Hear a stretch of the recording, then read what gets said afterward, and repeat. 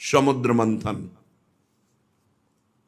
भगवान अजित श्री हरि जब देखा कि समस्त देवता परास्त हो रहे हैं दैत्यों से, देवताओं ने प्रार्थना की ब्रह्मा जी से, ब्रह्मा जी महादेव समस्त देवता भगवान श्री हरि से।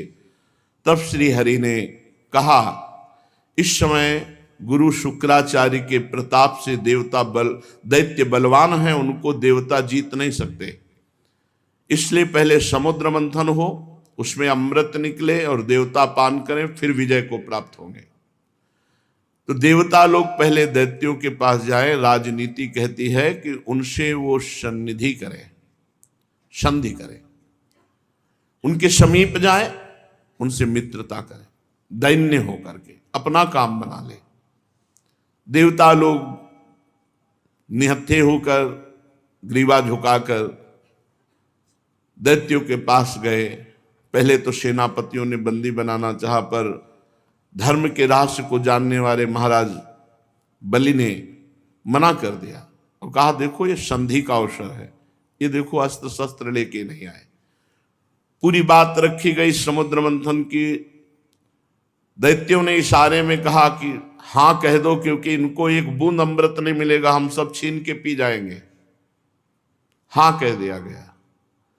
अब मथानी कौन बने? तो मंदराचल को 10,000 योजन स्वर्ण, तांबा और लोहा, 3 धातुओं से बना हुआ, 10,000 योजन ऊंचा।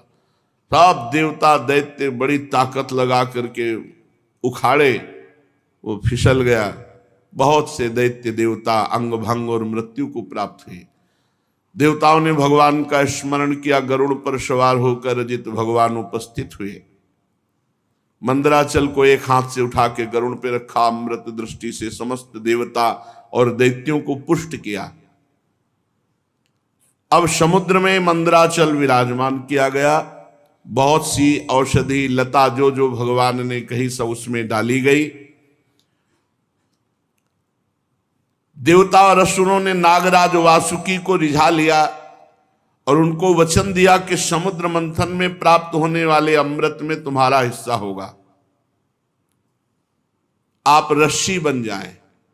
मथानी बना मंदराचल, रस्सी बने वासुकी नाग।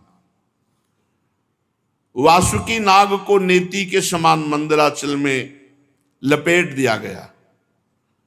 समुद्र मंथन आरंभ हुआ। अजित भगवान ने देवताओं को इशारा किया, मुख की ओर लग जाओ। देवताओं में खास बात है, भगवान की आज्ञा का उल्लंघन ने क्यों नहीं पूछा, लग गए। जब दैत्य सेनापतियों ने देखा तो उन्होंने कहा, देवता कोई श्रेष्ठ है, हम लगेंगे मुख की तरफ। सांप के पूंछ का भाग जो है ये निकृष्ट माना जाता है, हम इसे नहीं पकड़ेंगे। भगवान ने देवताओं को इशारा किया, आ जाओ पूंछ की तरफ, क्योंकि जब नेति बन करके मंदराचल घुमाया जाएगा, भारी विष की ज्वाला वासुकी नाग के मुख से निकलेगी। तो देवताओं को बचाने के लिए भगवान ने पहले ऐसा किया था। देवताओं ने पूंछ पकड़ ली और दैत्य मुख की ओर हो गए। बड़े बड़े असुरों के भुजाओं और देवताओं की दैवी शक्ति से युक्त होकर मंदराचल जीव ही घुमाया जाने लगा, त्यों ही समुद्र में डूबने लगा। अब तो सब देवता दैत्य निराश होने लगे, मन टूट गया, उदासी छा गई। भगवान ने तुरंत कच्छप रूप धारण किया। भगवान का एक कच्छप अवतार है, विशाल काय भगवान की पीठ। समुद्र में प्रवेश करके मंदराचल के नीचे जाकर कच्छप भगवान अपनी पीठ में मंदराचल ले लिया। भगवान की शक्ति अनंत है, वे सत्य संकल्प हैं, उनके लिए कौन सी बड़ी बात है। देवता और असुरों ने देखा कि मंदराचल ऊपर उठने लगा, तब फिर से उत्साहित होकर समुद्र मंथन किया। भगवान कच्छप की पीठ का विस्तार कितना था? 1,00,000 योजन, क्योंकि 10,000 योजन चौड़ा और लंबा तो मंदराचल है। 1,00,000 योजन भगवान कच्छप की पीठ, 1,00,000 योजन तक फैली हुई अपनी पीठ पर मंदराचल घूम रहा है। तो भगवान को ऐसा सुख हो रहा है जैसे कोई पीठ खुजला रहा हो। बड़े बड़े देवताओं में दैवी शक्ति और असुरों में आसुरी शक्ति भगवान ने प्रवेश की। फिर मंदराचल को घुमाया जाने लगा। भगवान की पीठ में मानो खुजली हो रही हो, ऐसे मंदराचल लगता है। समुद्र मंथन भगवान के बल से हुआ। देवताओं में दैवी शक्ति, असुरों में आसुरी शक्ति, वासुकी नाग में निद्रा, नीचे कच्छप रूप से, ऊपर 1000 सहस्त्रबाहु रूप से ऊपर भी दबाए हुए हैं। ये देवता नहीं जान रहे। पर्वत के ऊपर 1000 भुजाएं धारण करके ऊपर से भगवान उसे आकाश में ब्रह्मा शंकर इंद्र आदि भगवान के ऊपर पुष्पों की वर्षा कर रहे हैं। इस प्रकार भगवान पर्वत के ऊपर सहस्त्राबाहु रूप से 1000 भुजाएं धारण करके नीचे को दबा रहे हैं, नीचे कच्छप रूप से ऊपर को उठा रहे हैं। देवताओं में दैवी शक्ति, असुरों में आसुरी शक्ति, पर्वत में दृढ़ता, वासुकी में निद्रा, स्वयं भगवान के द्वारा ही समुद्र मंथन हो रहा है। अब तो भगवत बल से उन्मत्त होकर मंदराचल को बड़े वेग से घुमाया गया। समुद्र मंथन शुरू हुआ। उस समय समुद्र और उसमें रहने वाले मगर, मछली आदि जीव क्षुब्ध हो गए। नागराज वासुकी के हजारों कठोर नेत्र मुखों से, श्वासों से विष की ज्वाला निकलने लगी। उससे पौलोम काल के बलि, इलवल आदि असुर निस्तेज हो गए, जलने लगे। ऐसे जान पड़ते थे मानो दावानल से झुलसे हुए साखू के पेड़ खड़े हों। देवताओं में भी ताप आया। वासुकी नाग के श्वास की लपटों से देवता भी निस्तेज होने लगे। वस्त्रमाला, कवच, मुख ये सब झुलस गए। भगवान ने तुरंत प्रेरणा की, मेघ छा गए और वर्षा होने लगी, जिससे फिर बल आया दैत्यों में और देवताओं में। समुद्र मंथन फिर जोर से शुरू हुआ। पहले समुद्र मंथन में विष निकला, विष। ध्यान रखो, जब कोई साधन मार्ग में चलता है तो पहले विष पीना पड़ता है। यम ही न व्यथ्यन्ते ते पुरुषम पुरुषर्षभ सम दुखा सुखाधीरम स्वमृतत्वाय कल्पते। जो इस विष को पीता है, सुख दुख को समान भाव, मान अपमान, निंदा स्तुति, काम क्रोध लोभ, ये सब विष हैं। इनको जो पीता है वही अमृत पद का अधिकारी होता है। भगवान मेघ के समान सांवले शरीर पर सुनहला पीतांबर, कानों में बिजली जैसे चमकते हुए कुंडल, सिर पर मुकुट, घुंघराले बाल, नेत्र लाल लाल रेखाओं से युक्त, गले में बनमाला सुशोभित, संपूर्ण जगत को अभय दान करने वाले विश्व विजयी भगवान अजित ने अपने भुजदंडों से वासुकी नाग को पकड़कर जे ही मंदराचल की रफ्तार बढ़ाई, ते भी खलबली मच गई।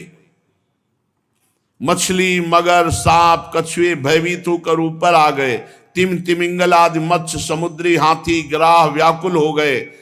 जे ही ऐसा मंथन हुआ कि सबसे पहले ऊपर हलाहल नामक अत्यंत उग्र विष निकला। अब वो समुद्र मंथन से निकला हुआ विष 10 दिशाओं में फैलने लगा। इससे सारी प्रजा मर जाएगी, सब प्रकृति भस्म हो जाएगी, ऐसा ये विष है। भगवान अजित ने कहा, भगवान शंकर की शरण में चलो। पहले निकले हुए इस हलाहल नामक विष से भगवान सांब सदाशिव ही बचाएंगे। भगवान शंकर सती जी के साथ कैलाश पर्वत पर विराजमान थे। बड़े बड़े ऋषि मुनि उनके वचन सुन रहे थे। भगवान शिव उपदेश कर रहे थे। तीनों लोकों को अभ्युदय और मोक्ष के लिए बड़े बड़े ऋषि मुनि उनकी आराधना करते हैं भगवान शिव की। प्रजापतियों ने दर्शन किया और भगवान महादेव जी की स्तुति की। देव देव महादेव भूतात्मन भूत भावन त्राहिना शरणापन्नास त्रैलोक्ये दहनाद विषाद तुम्हें कहा सर्व जगत ईश्वरो बंध मोक्षयो तम त्वामर्चन्ति कुशलाः प्रपन्नार्ति हरम गुरु। हे जगत गुरु, हे देवाधिदेव, हे समस्त प्राणियों की आत्मा और जीवन दाता, हम सब लोकपाल आपकी शरण में आए हैं। समुद्र मंथन में त्रिलोकी को भस्म करने वाला हलाहल उग्र विष प्रकट हुआ है, उससे आप हमारी रक्षा कीजिए। सारे जगत को बांधने और मोक्ष मुक्त करने में एकमात्र आप समर्थ ईश्वर हैं। इसलिए हे भगवान शिव, विवेकी पुरुष आपकी आराधना करते हैं, क्योंकि आप शरणागत की पीड़ा नष्ट करने वाले एवं जगत गुरु हैं। प्रभु, अपनी गुणमयी शक्ति से इस जगत की सृष्टि, स्थिति, प्रलय ये आप करते हैं, पर आप एक रस रहते हैं। जितने भी देवता, मनुष्य, पशु, पक्षी, सत असत चराचर प्राणी हैं, सबके जीवन दाता देवाधिदेव आप ही हैं। आपके अतिरिक्त सृष्टि भी और कुछ नहीं, क्योंकि आप सबकी आत्मा हैं। हे सर्वदेव स्वरूप, आपका मुख अग्नि है। तीनों लोकों को अभ्युदय करने के लिए हे शंकर, ये पृथ्वी आपका चरण कमल है। आप अखिल देव स्वरूप हैं। ये काल आपकी गति है, दिशाएं कान हैं, वरुण रसेंद्री हैं, आकाश नाभ है, वायु श्वास है, सूर्य नेत्र है, जल वीर्य है। आपका अहंकार नीचे ऊंचे सभी जीवों का आश्रय है। चंद्रमा मन है, प्रभु स्वर्ग आपका सिर है। वेद स्वरूप भगवान समुद्र आपकी कोख है, पर्वत हड्डियां हैं, सब प्रकार की औषधियां घास आपके रोम हैं, गायत्री आदि छंद आपकी सातों धातुएं हैं, और सभी प्रकार के धर्म आपके हृदय हैं।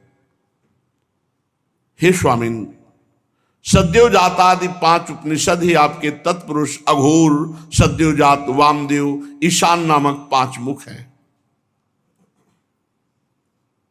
प्रभु, इस कार्य कारण जगत से परे, माया से परे आप हैं। आपकी महिमा को ब्रह्मादि भी जानने में समर्थ नहीं। हम लोग तो केवल आपके इस लीला बिहारी शिव रूप को देख रहे हैं, आपके परम स्वरूप को हम नहीं जानते। हे महेश्वर, यदि आपकी लीलाएं अव्यक्त हैं, फिर भी संसार कल्याण करने के लिए परम कारण स्वरूप आप लीला करते हैं। प्रभु, आप प्रजा बड़े संकट में है, इस हलाल विष का कुछ इंतजाम कीजिए। भगवान शिव ने कहा सती जी से, देवी, ये बड़े खेद की बात है कि समुद्र मंथन से कालकूट विष निकला और प्रजा बड़ी दुखी है। इसलिए हमें समस्त प्रजा की रक्षा करनी चाहिए। मेरा कर्तव्य है, ये मेरी शरण में आए हैं, मैं इन्हें निर्भय कर दूं, क्योंकि जिसके पास शक्ति है, सामर्थ्य है, तो आए हुए शरणागत के दुख को मिटाना उसका धर्म बनता है। अगर अपने प्राणों की भी बलि देनी पड़े तो दे देना चाहिए, पर शरणागत को विमुख नहीं जाने देना चाहिए, उसकी रक्षा करनी चाहिए। कल्याणी, ये मोह पास में बंद करके जीव एक दूसरे से वैर की गांठ बांध लेते हैं। ऐसे अज्ञानियों पर जो कृपा करके उन्हें भगवत मार्ग में लगाता है, उनकी रक्षा करता है, उस पर भगवान श्री कृष्ण बहुत प्रसन्न होते हैं। और जब भगवान श्री कृष्ण प्रसन्न हो जाते हैं तो मैं, ब्रह्मा, चराचर जगत उसके ऊपर प्रसन्न हो जाता है। जहां पर कृपा राम की हुई, ता पर कृपा करे सब कोई। इसलिए मैं प्रजा के कल्याण के लिए इस विष को पीऊंगा। विश्व के जीवन दाता देवाधिदेव महादेव भगवान शंकर इस प्रकार सती देवी से कहकर विष को लेने के लिए तैयार हो गए। माताजी बड़ी कृपालु हैं और जानती भगवान शिव के प्रभाव को। उन्होंने अनुमोदन किया, हाँ प्रभु ऐसा ही करना चाहिए। भगवान शंकर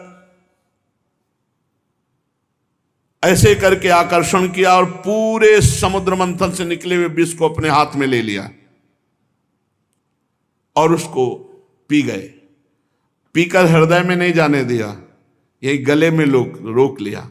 पूरा श्याम गौरवर्ण का गला, पूरा श्याम वर्ण का, इसीलिए भगवान का एक नाम पड़ा नीलकंठ। भगवान शंकर का वो भूषण हो गया नीलकंठ। देवादिदेव भगवान शंकर सबकी कामना पूर्ण करने वाले हैं। उनका एक कल्याणकारी अद्भुत कर्म सुनकर दक्ष कन्या सती, ब्रह्मा जी, भगवान श्री हरि बहुत उनकी स्तुति की, प्रशंसा की। जब भगवान शंकर विष पान कर रहे थे तो 1-2 बूंद विष टपक गया। उसी से जितने भी विषैले जीव जंतु, विषैली औषधियां हैं, वो सब हैं। 1-2 बूंद टपक गया, उससे हैं। पूरी सृष्टि में इतना विष है, वो 1-2 बूंद से अगर पूरा विष तो भस्म कर देता त्रिलोकी को। महादेव जी गले में आज भी रोके हुए हैं। भगवान शंकर ने विष पी लिया, अब तो समस्या का समाधान हो गया। देवता और असुर बड़ी प्रसन्नता से समुद्र मंथन करने लगे। फिर समुद्र मंथन से कामधेनु प्रकट हुई। कामधेनु समस्त कामनाओं को पूर्ण करने वाली है। भगवान इशारा जिसे देते वही उसे स्वीकार करता। भगवान ने देवताओं को इशारा किया, कामधेनु देवताओं ने ले ली, जो ऋषियों के अग्निहोत्र के काम में आएगी। ब्रह्मलोक तक यज्ञ की उपयोगी पवित्र घी, दूध आदि पहुंचाने के लिए ब्रह्मवादी ऋषियों को देवताओं ने कामधेनु प्रदान की। इसके बाद उच्चैश्रवा नामक घोड़ा निकला। उसे महाराज दैत्याधिपति बलि जी को दिया गया।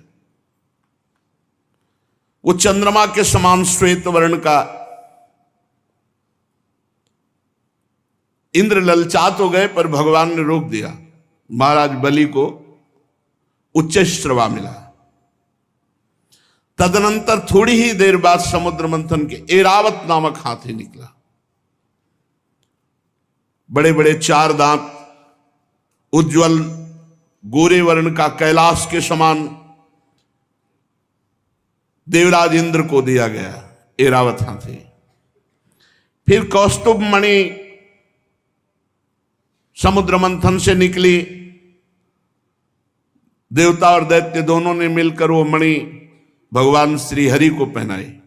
जो वक्षा स्थल में कौस्तुभ मणि विराजमान है, वो समुद्र मंथन से प्रकट हुई।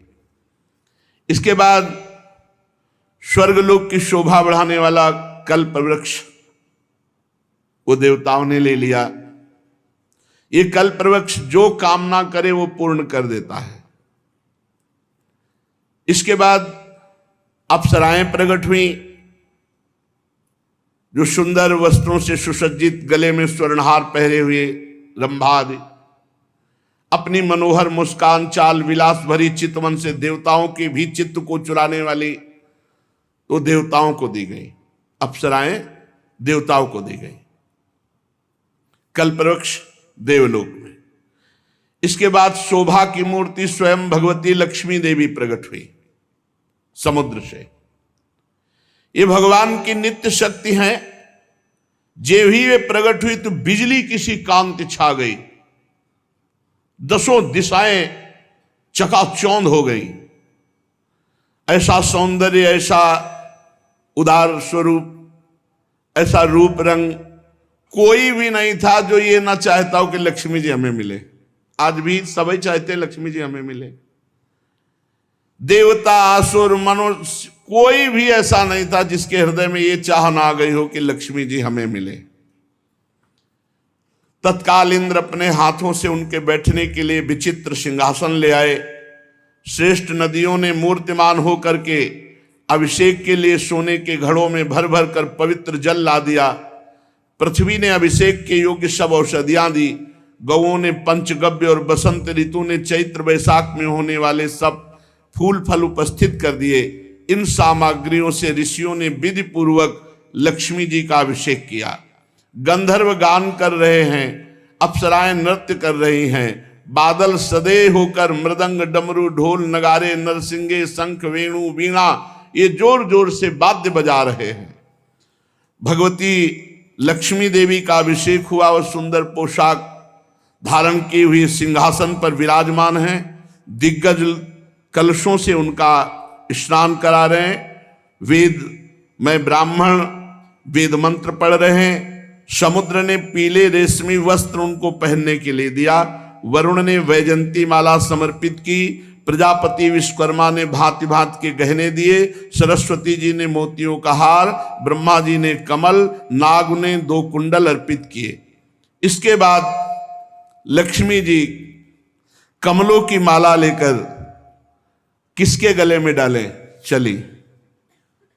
लक्ष्मी जी के मुख की ओर देखकर जब वो मंद मंद मुस्कुराती हुई चल रही थी, उनकी पायजेब बज रही थी, कोई ऐसा नहीं था जो ललचा न गया हो लक्ष्मी जी हमें मिले। पर वो चाहती थी जो हमें चाहे ना उसको हम वरण करें। निर्दोष हो जिसके हृदय में चाह ना हो, उत्तम गुणों से नित्य युक्त हो, उसे मैं अपना आश्रय बनाऊंगी। लक्ष्मी जी ने देखा गंधर्व यक्ष असुर सिद्ध चारण देवता सब चाह कर रहे हैं। किसी को शर्त है, जो चाह ना करता हो, निर्दोष हो, अविनाशी हो, नित्य हो, ये सब भगवान में है। वे मन ही मन तपस्वियों की तरफ देखकर कहा, इन्होंने क्रोध पर विजय नहीं प्राप्त किया। ज्ञान तो है परंतु अनासक्त नहीं है। कोई महत्वशाली है परंतु वो काम को नहीं जीत सका। किसी में ऐश्वर्य बहुत है पर वो ऐश्वर्य किस काम का जब दूसरों का आश्रय लेना पड़े। किसी में धर्माचरण है तो प्राणियों के प्रति प्रेम का पूरा वर्ताव नहीं। त्याग है पर केवल त्याग से ही थोड़ी मोक्ष हो जाएगा, तत्वबोध होना चाहिए। किन्हीं किन्हीं में वीरता है पर वो भी काल के पंजे के बाहर नहीं है। कुछ महात्मा ऐसे हैं जो विषयासक्त नहीं है परंतु अद्वैत समाधि में तल्लीन है। किसी किसी ऋषि की आयु बहुत लंबी है परंतु उनका सील मंगल मेरे योग्य नहीं। किसी का सील मंगल है तो आयु का ठिकाना नहीं। लक्ष्मी जी ने सबको देखा पर कहीं भी चित्त नहीं टिका। जब भगवान के ऊपर दृष्टि गई तो उन्होंने कहा, ये मुझे चाहते नहीं है, ये हमें पसंद आए पर ये हमें नहीं चाहते। पर सोच विचार करके भगवान के ही गले में जयमाला डाल दी, अजित भगवान के, क्योंकि समस्त सद्गुण नित्य निवास करते श्री भगवान में। लक्ष्मी जी के एकमात्र आश्रय भगवान श्री हरि है।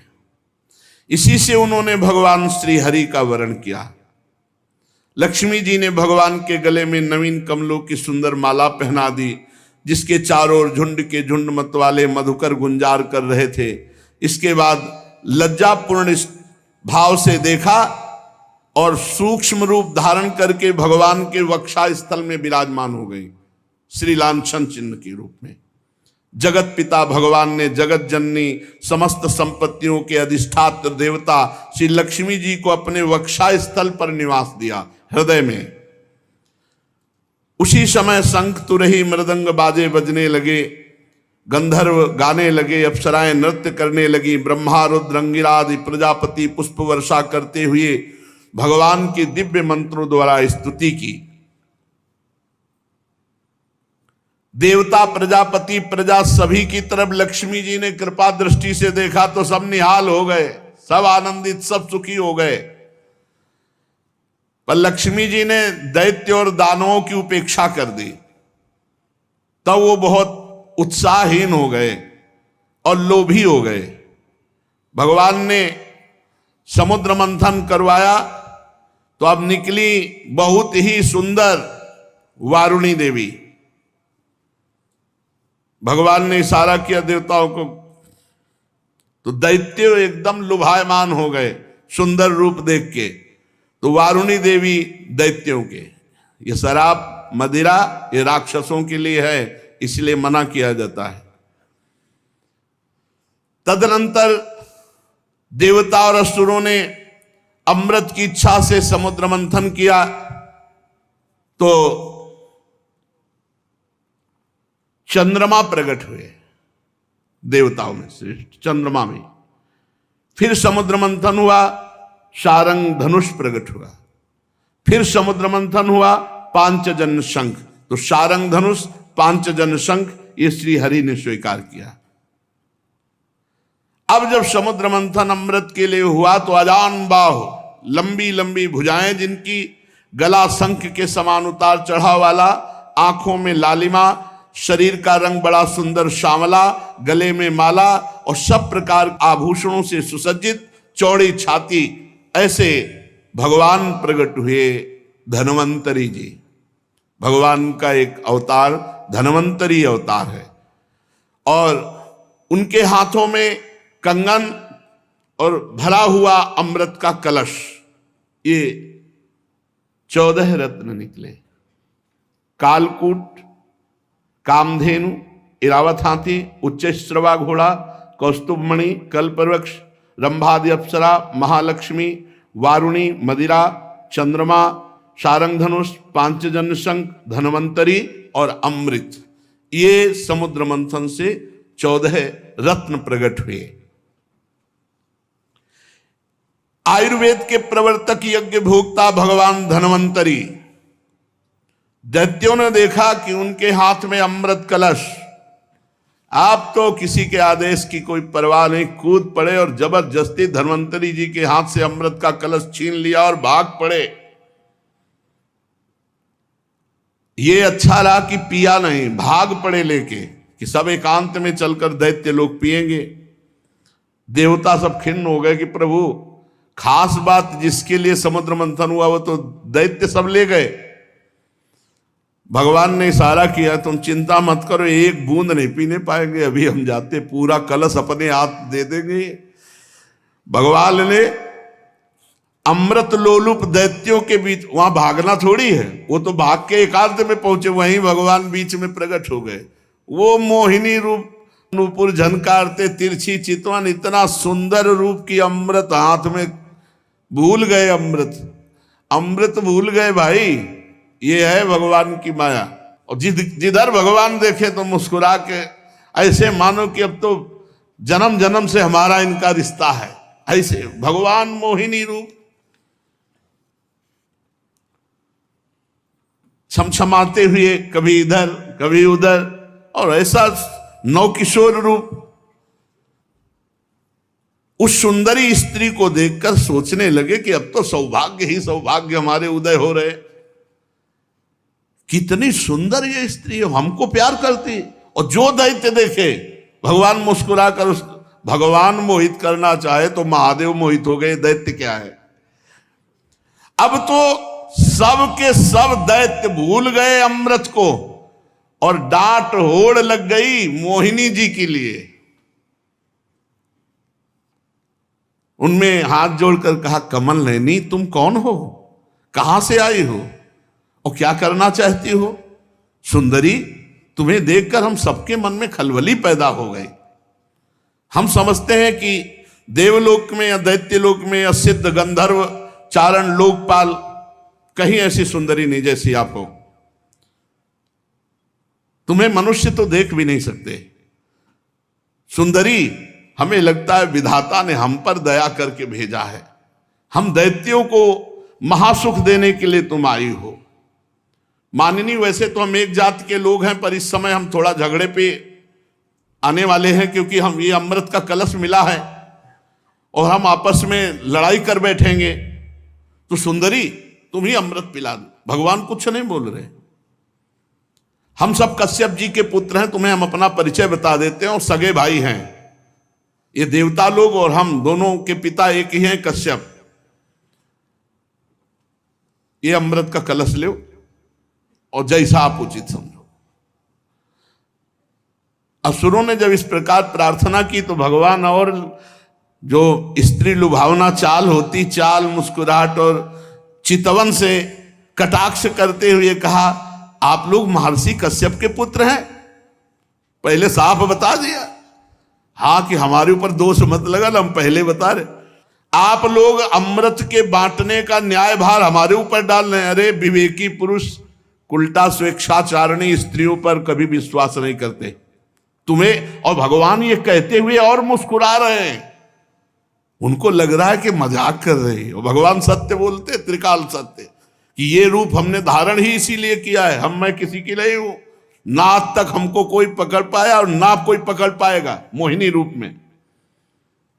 भगवान और हंसकर तिरछी कटाक्ष मार करके कैसा भगवान स्पष्ट वर्णन कर रहे हैं कि फसला मत हमारे पे। परीक्षित जी मोहिनी जी की ये बात सुनकर दैत्यों के मन में आया कि मजाक कर रही है हमसे। उन्होंने हंस करके कहा कि देखो तुम कोई भी हो, ये ले अमृत कलश। कलश लिया और तिरछी मुस्कान से भगवान ने मुस्कुराते हुए मीठी वाणी में कहा, देखो यदि इतना विश्वास करते हो तो मैं उचित करूं या अनुचित बीच में टोकना नहीं। स्वीकार है? और मुस्कुरा दिया, बोले स्वीकार है। बस बोले अमृत बांट दे ले दो, फिर देख पाओगे कि क्या स्वीकार किया है।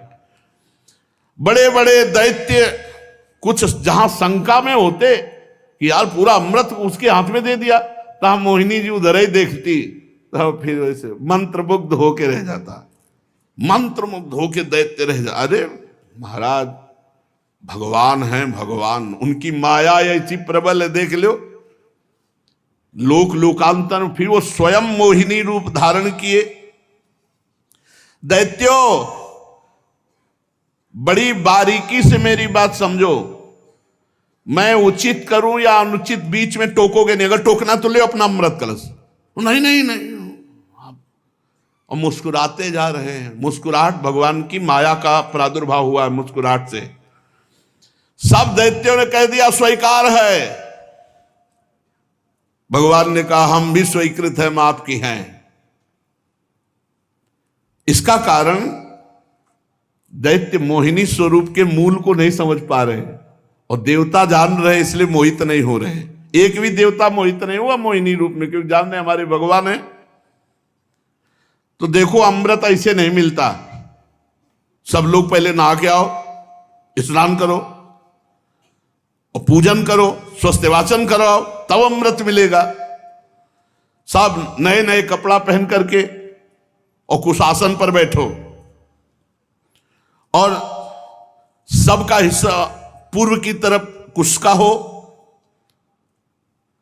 अब देवता दैत्य फटाफट स्नान करके, भगवान ने इशारा किया देवताओं को कि नहाओ कम, जल्दी नए कपड़ा पहन के बैठ जाओ आके। और दैत्यों से कहा पूरा स्नान सब।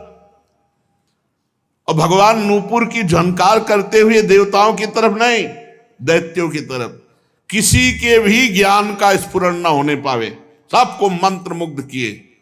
मोहिनी जी ने मुस्कान भरी चितवन से सब दैत्यों की तरफ कलश लेके निकली, बूंद नहीं पिलाया। आ रही हैं अभी।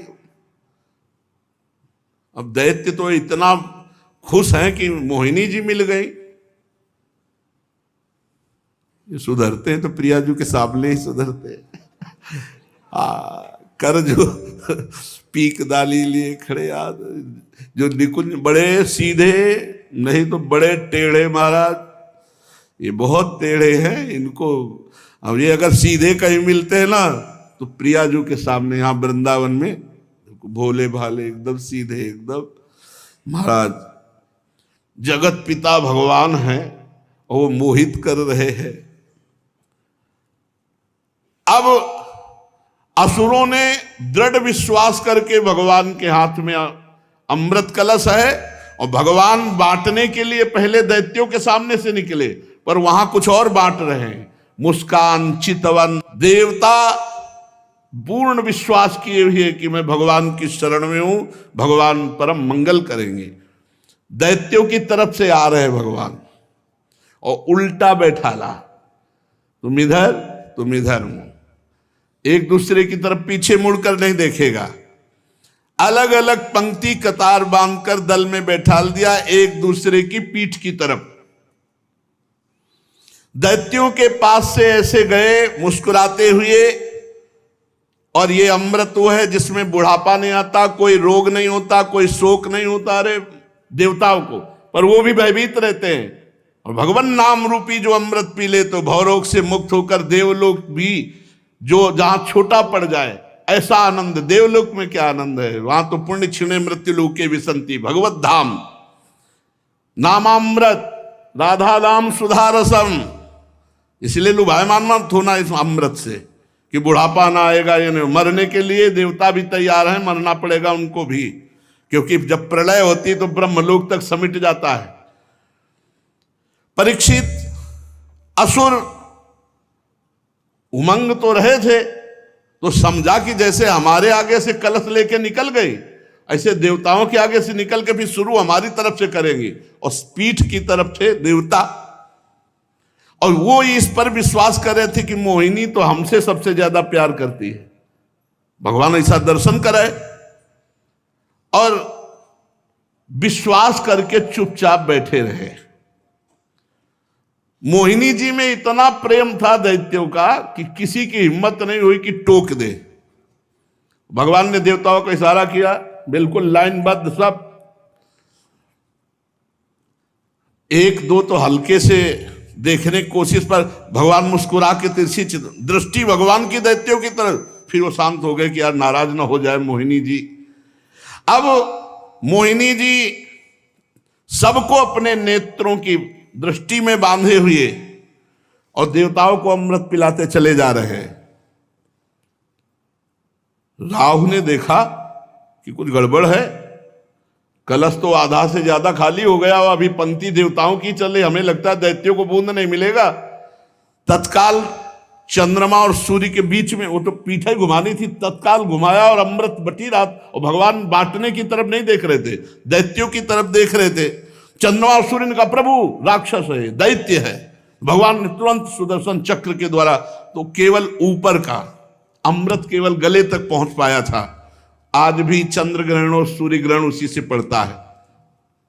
भगवान ने सुदर्शन चक्र से उसका सिर काट दिया। अमृत का संसर्ग गले से होने से आज भी वो अमर है राहु, परंतु उसका जो धड़ है वो नीचे गिर गया। राहु पर्व के दिन पूर्णिमा और अमावस्या को बैर भाव से बदला लेने के लिए चंद्रमा और सूर्य पर आक्रमण किया करता है। भगवान ने लंबी चाल बढ़ाई, पूरे देवताओं को अमृत पिला दिया और फेंका कलश, जहां एक बूंद भी नहीं। अब समस्त दैत्यों के सामने मोहिनी रूप, अरे खत्म मोहिनी रूप देखा, अरे बोले तो हरि ठग लिया, सब अमृत पिला दिया देवताओं को। अब तो सब के सब असुरगण अमृत से वंचित और भारी क्रोध धारण करके भगवान के प्रति की इसने छल कर दिया। दानों और दैत्यों ने बड़ी मेहनत की थी, फिर भी उन्हें भगवान से विमुख और आसुरी प्रवृत्ति होने के कारण अमृत पीने को नहीं दिया गया कि बिना अमृत पिए तो ऐसा विनाशकारी खेल खेलते हैं, अगर अमृत पी लिए तो फिर तो बहुत ही आतंक मचा देंगे। भगवान ने समुद्र को मथकर अमृत निकाला और अपने शरणागत देवताओं को पिलाया, और फिर देखते देखते गरुड़ पर सवार हुए, जय श्री राधे, चले गए। जब दैत्यों ने देखा कि मेहनत तो हमने भी की, सफलता शत्रुओं को मिली, तब उन्होंने बड़े बड़े अस्त्र शस्त्रों से देवताओं पर आक्रमण कर दिया। अत्यंत भयंकर संग्राम हुआ। देवता और दैत्यों की घमासान लड़ाई, इसी को देवासुर संग्राम कहते हैं। दोनों ही एक दूसरे के प्रबल शत्रु, विविध प्रकार के वाहनों से, विविध प्रकार के अस्त्रों से बहुत समय तक उनका युद्ध होता रहा, लेकिन अब वो जीत नहीं सकते क्योंकि देवता अमृत पिए हैं, इनको मरना नहीं है और उनको मरना पड़ेगा। जिसके साथ भगवान है विजय श्री उसी की होती है। देवराज इंद्र ने विजय प्राप्त की। भगवान का जो आश्रय लेते हैं, संजय जी से धृतराष्ट्र जी ने पूछा कि संजय वैसे तुम्हारे विचार से 7 अक्षौणी सेना पांडवों के पास और 11 अक्षौणी हमारे पास है, तो विजय तो वैसे सिद्ध हमारी ही होती है क्योंकि भीष्मादि महारथी। तुम्हारा विचार क्या कहता है? तो उनका यत्र योगेश्वरा कृष्णो यत्र पार्थो धनुर्धरा तत्र श्री विजयो भूतिर्धुआ नीतिर्मतिर्मम। जहां भगवान श्री कृष्ण है और जहां भगवान के शरणागत अर्जुन है वहीं विजय होगी।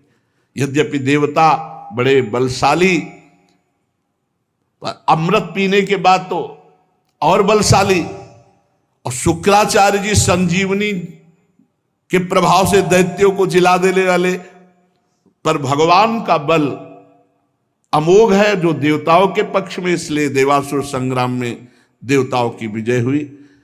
जो ये समुद्र मंथन लीला भगवान की कृपा से देवताओं की विजय लीला सुनता है उसके पाप नष्ट हो जाते हैं, भगवान के चरणों में भक्ति होती है और भगवान का कृपा बल उसको प्राप्त होता है। शेष चर्चा आगे। श्री राधा वल्लभ लाल की जय।